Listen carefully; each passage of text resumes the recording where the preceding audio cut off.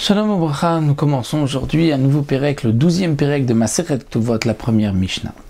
La Mishnah nous enseigne, nous dit une suivante, Nosei Taisha, un homme qui se marie avec une femme, ou Paska Imo.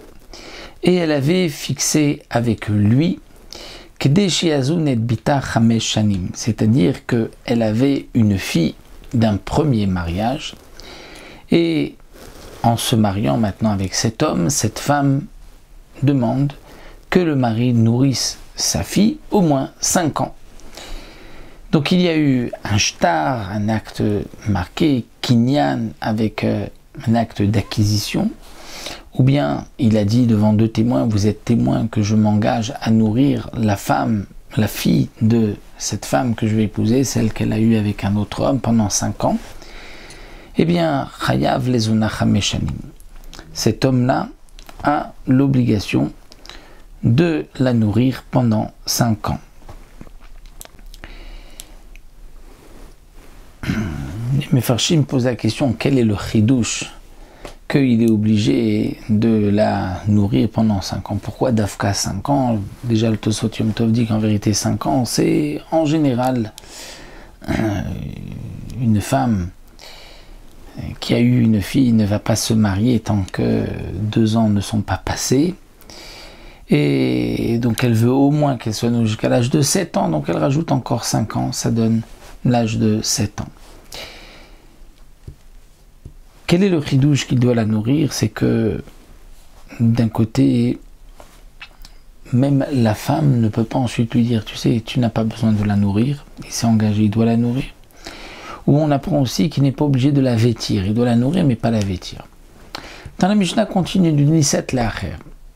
Donc elle divorce de cet homme-là, elle se remarie avec un autre homme. Ou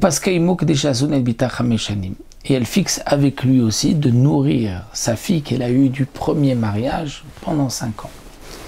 Chayav lezuna chameshanim, il est obligé de la nourrir pendant 5 ans. Donc là, cette fille doit recevoir en vérité des mésonotes des 2 maris, du premier et du deuxième, pendant 5 ans. Nous allons voir que l'un va lui donner des mésonotes et l'autre lui donnera de l'argent, le prix des mésonotes, mais elle ne va pas recevoir de la nourriture des 2. Maintenant, le Yomar Arishon Ekshtavu Etzli Azuna. Le premier ne peut pas dire, si elle vient habiter chez moi, je vais la nourrir chez moi, pour moi c'est plus facile, mais aller lui amener à manger là où elle se trouve maintenant, non. Les Chachamim disent, il doit lui amener les mésonotes là où se trouve la mère. Parce qu'une fille reste chez sa mère tant que la mère l'exige. Et le père est obligé de la nourrir chez sa mère.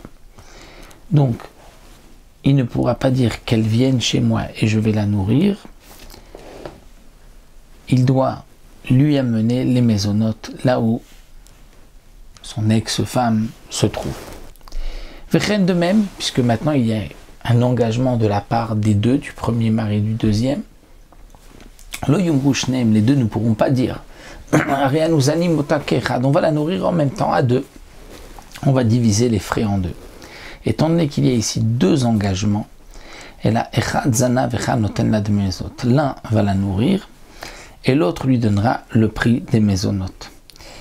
Et c'est elle qui décidera chez qui elle va manger et de chez qui elle recevra des mésonotes. Mais la fille ne pourra pas dire, ou la mère pour la fille, les 2 vont lui donner le prix des mésonotes et la mère la nourrira. Ça non. L'un doit la nourrir, lui donner de quoi manger, l'autre lui donnera le prix des mésonotes. Voici le digne donc de cette première Mishnah.